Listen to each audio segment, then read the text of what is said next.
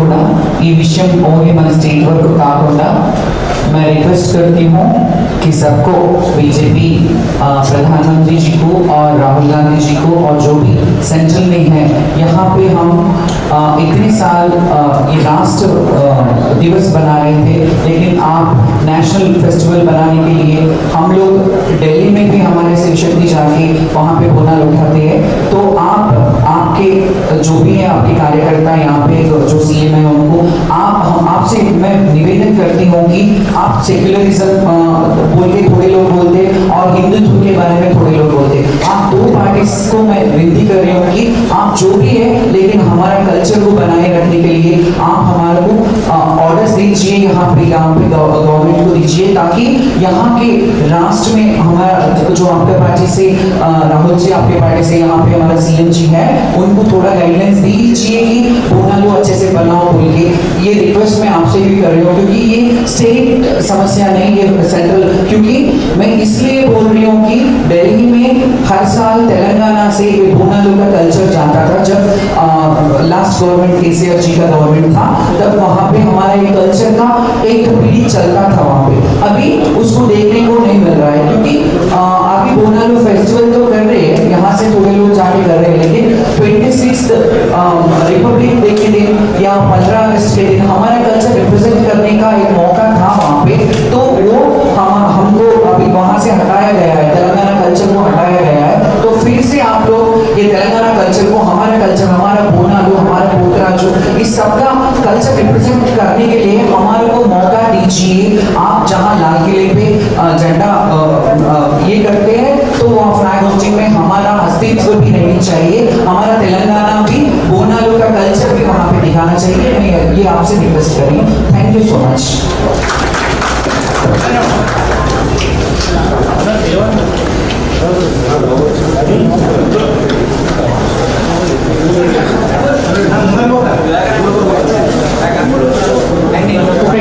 మీ అందరికీ నా మనస్ఫూర్తి హృదయ నమస్సుమాంజలి.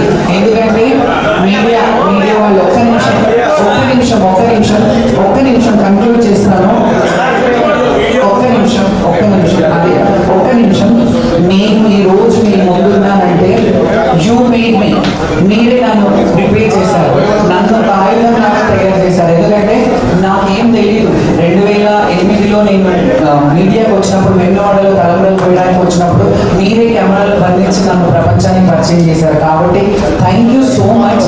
మీ అందరి ఇప్పటి వరకు కూడా నన్ను ప్రోత్సహిస్తూ నన్ను ఎలా ప్రోత్సహిస్తున్నారో మా కమ్యూనిటీని అందరినీ అలాగే ప్రోత్సహించి మీరు ఓపికగా ఇంతసేపు మా విన్నపాలన్నీ విని ఓపిక ఉన్నందుకు వినడమే కాకుండా కొంచెం దయచేసి మీకు వాయిస్ ఎక్కడి వరకు అయితే ఉందో మీ వాయిస్ చాలా గొప్పది, మీరు మాట్లాడితే ఎవరైనా సమాధానం ఇవ్వాల్సిందే. కాబట్టి మా గొంతుగా మీ గొంతుగా చేసుకొని దయచేసి అధికారుల వరకు మా వాయిస్ ని తీసుకెళ్లాలని నా రిక్వెస్ట్. నా హృదయపూర్వక శిరస్సు వచ్చి నమస్కరిస్తున్నాను. ఎందుకంటే మా అందరి శివశక్తుల బాధని మీరు అర్థం చేసుకొని రిప్రజెంట్ చేయాలని కోరుకుంటున్నాను.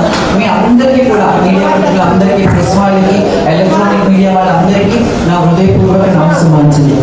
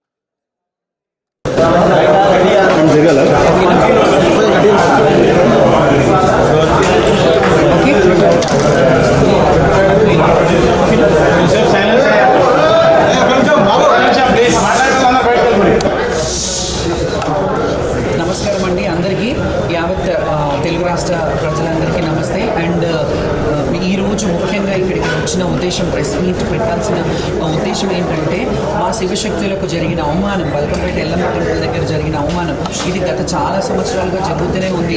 గత ప్రభుత్వాలలో కూడా కొంత ఇబ్బందులు జరిగినా వాళ్ళు సమీక్షించుకొని అట్లీస్ట్ మమ్మల్ని పిలిచి, అప్పట్లో తలసాని శ్రీనివాస్ యాదవ్ గారు మమ్మల్ని పిలిచి మాట్లాడి పాసులు ఇవ్వడం జరిగింది.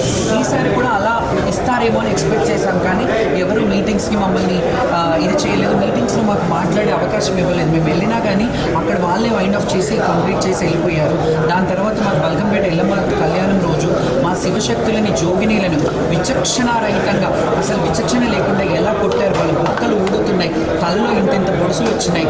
అవన్నీ పోలీస్ వాళ్ళు మీద ఖచ్చితంగా చర్యలు తీసుకోవాలి. ఎవరెవరైతే పోలీసులు లాఠీ చార్జ్ చేస్తారో వాళ్ళ మీద చర్యలు తీసుకోవాలి. అండ్ చెయ్యి ఎత్తేటప్పుడు ఒకసారి ఆలోచించాలి, ఎవరున్నారు, బోనం ఉందా. అంతెందుకు గతంలో మీరు చూసుకున్నట్టయితే నా మీదే, నా ఛాతీ మీద చేసి నూకిన పోలీసులు ఉన్నారు. దాన్ని సీసీ ఫుటేజ్ పెట్టమన్నాను, అప్పుడు పెట్టలేదు కదా. ఎందుకంటే అప్పుడు నడిపించే రాష్ట్రానికి తెలుసు అక్కడ ఏం జరిగిందో. కాబట్టి ఆ అవమానాలు ఎన్నేళ్ళు ఇంకా మేము ఈ అవమానాలు భరించాలి. దేవుడి నైవేద్యం తెచ్చే బిడ్డలను దేవుడి బిడ్డలుగా మమ్మల్ని భావిస్తారు, దేవుడి భార్యలుగా మమ్మల్ని భావిస్తారు. నగర భార్యలుగా మేము ఉన్నప్పుడు మాకు కనీస ఫెసిలిటీస్, అంటే ఫెసిలిటీస్ మేము అడిగేది కూడా మాకు చీర ఇవ్వండి, సారీ ఇవ్వండి, మాకు డబ్బులు ఇవ్వండి అని అడగట్లేదు. మేము ఓన్లీ దైవ దర్శనానికి, బోనం తెచ్చడానికి అవకాశం ఇవ్వండి. మాకు స్పెషల్గా మాలో కూడా వీఐపీల లాగా కన్సిడర్ చేయండి. కొంతమందిని పెద్ద పెద్ద ఏడంత్రాల బోనాలు తెచ్చే వాళ్ళని కన్సిడర్ చేసి వాళ్ళకి స్పెషల్గా లైన్ అరేంజ్ చేయండి. ఎందుకంటే కొంతమందికి ఏం చేస్తారు, షామియానాలు వేసేస్తారు, ఏడంత్రాల బోనం ఉంటుంది, అది వాళ్ళు దించి మళ్ళీ తేవాల్సి వస్తుంది. అది కూడా మీరు దృష్టిలో పెట్టుకోవాలి. ఈ సంవత్సరం ప్రభుత్వం ఖచ్చితంగా దిగొచ్చి మా శివశక్తులకు ఎలాంటి అయినా బోర్డు ఏర్పాటు చేస్తారా, కమిటీ ఏర్పాటు చేస్తారా.